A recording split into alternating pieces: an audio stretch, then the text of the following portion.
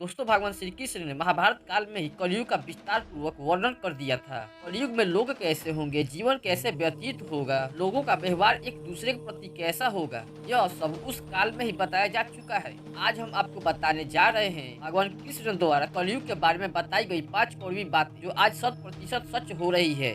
महाभारत काल में पांचों पांडवों के मन में कलयुग के बारे में जानने की बहुत ही ज्यादा जिज्ञासा थी। उन्होंने एक दिन भगवान श्री कृष्ण से पूछा कि कलयुग में मनुष्य कैसा होगा, कलयुग के लोगों का विचार कैसे होंगे और कलयुग में लोगों को मोक्ष प्राप्ति कैसे होगी। ये प्रश्न सुनकर भगवान श्री कृष्ण ने पांचों पांडवों को वन में जाने के लिए कहा और ये भी कहा कि जो कुछ भी वहाँ देखो मुझे विस्तार में आकर बताना।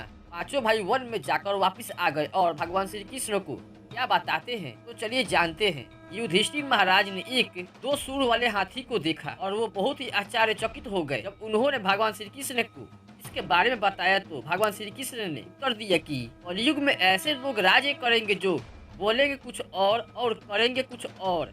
ये लोग दोनों ओर से शोषण करेंगे। भीम ने देखा एक गाय जो अपने बच्चे को इतना चाट रही थी कि बच्चे का रक्त निकल आया था। गदाधारी भीम यह देखकर चकित रह गए और उन्होंने भगवान श्री कृष्ण से इसका अर्थ पूछा। भगवान श्री कृष्ण ने बताया कि कलयुग का मनुष्य अपने बच्चों से इतना आसक्त होगा कि ऐसी ममता के कारण बच्चों का विकास ही रुक जाएगा।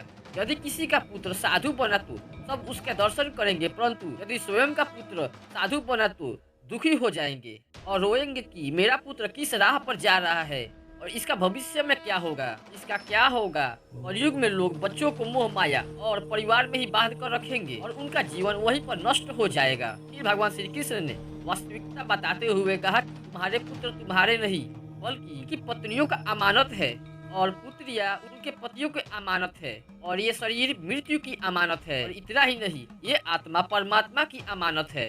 अर्जुन ने देखा कि एक पक्षी जिसके पंख पर वेद की रचाई लिखी गई थी परंतु वो एक मनुष्य का मांस खा रही थी।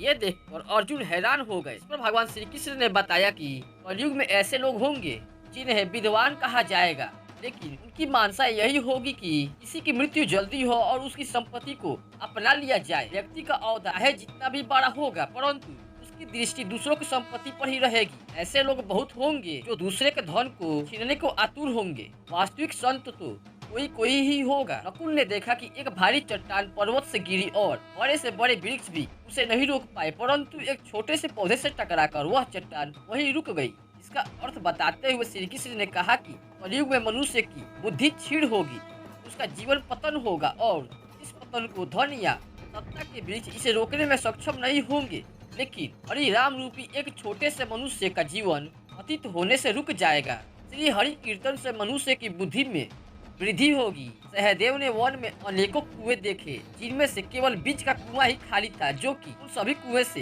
गहरा था। भगवान श्री कृष्ण ने इसका अर्थ बताया कि कलयुग में अन्य व्यक्ति अपने शौक को पूरा करने के लिए स्त्री के विवाह में उत्सवों में दिखावा में अपना धन खर्च करेंगे, लेकिन यदि किसी भूखे को देखेंगे तो उसकी सहायता करने में किसी को भी रुचि नहीं होगी। इंद्रियों की संतुष्टि, मदिरा पान, मांस भक्षण और नशे में धन खर्च किया जाएगा।